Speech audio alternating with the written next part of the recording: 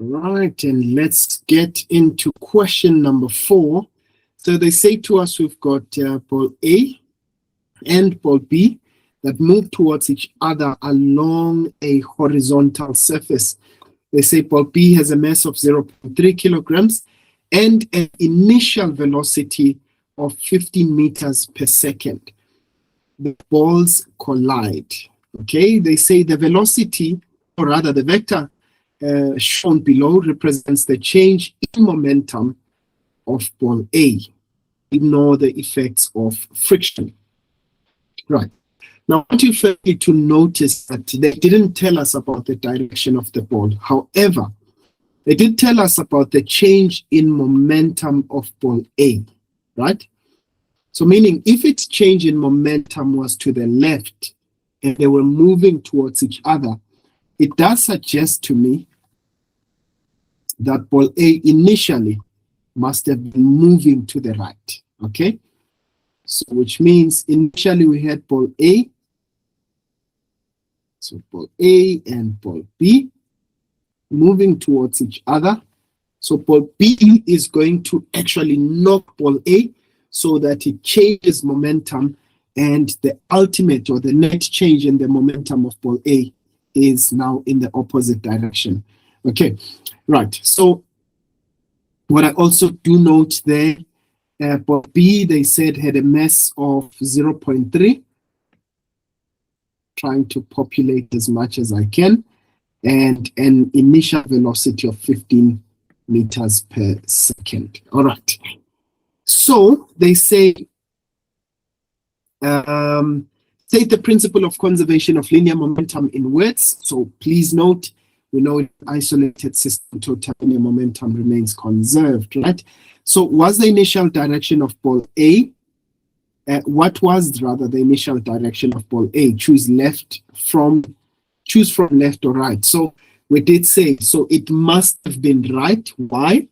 Because the net change or the change in momentum was to the left, and we know that they were moving in opposite direction. Remember, it couldn't change in momentum unless there was a force that was exerted on it, and that force was from ball B. Okay, and it means that ball B must have been going to the right. Okay, so it does mean that, sorry, ball A must have been moving to the left. So they say calculate the velocity of ball B after the collision. So I'm going to use the principle of conservation of linear momentum, and I'm going to say momentum before collision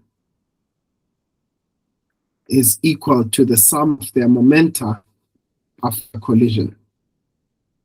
Now you need to be very careful, right? Because they've already kind of chosen a direction for us in this case. If the change in momentum, a vector in that direction is positive, so it must mean that direction to the left is taken as positive. So I'm going to say momentum for ball A plus the momentum for ball B, initial, is equal to momentum for ball A, final, plus the momentum for ball B, final, right? So if I look at this, remember I've got the change in momentum for ball A. Why am I doing this? I want to take, right, so the momentum for ball A, in fact, let's start with momentum for ball B, initial, is equal to, so if I take momentum for ball A to the other side, it's going to be final minus initial. So PA final minus PA initial.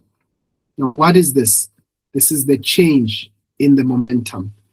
Okay, and this is plus the momentum for ball B, final. Right, now remember for ball B, we were given the initial velocity as well as the mass, and it must have been to the left. So this is 0.3 multiplied by positive 15. The change in momentum for ball A, that's 2.4.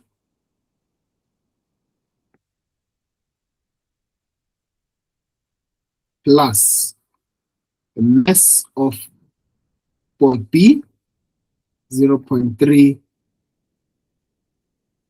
times the velocity of ball B final. Right, I'm going to take this to the other side, divide by 0.3. Okay, so that gives me 0.3 times 15 minus 2.4 and divide by 0.3. Right, and I get a velocity of ball B after collision. And please, I want you to note, ladies and gents, I'll still get a positive velocity. All right, what is that suggesting? That ball B must still be moving in the same direction. So that will be 7 meters per second. And they use left and right, and I will say still to the left. All right. And that is how the cookie crumbles, ladies and gents. And nothing wrong if you decided to say the change in momentum for ball A will be equal to the change in momentum for ball B, and try to calculate it in that way. All right, and so we go to question number 5.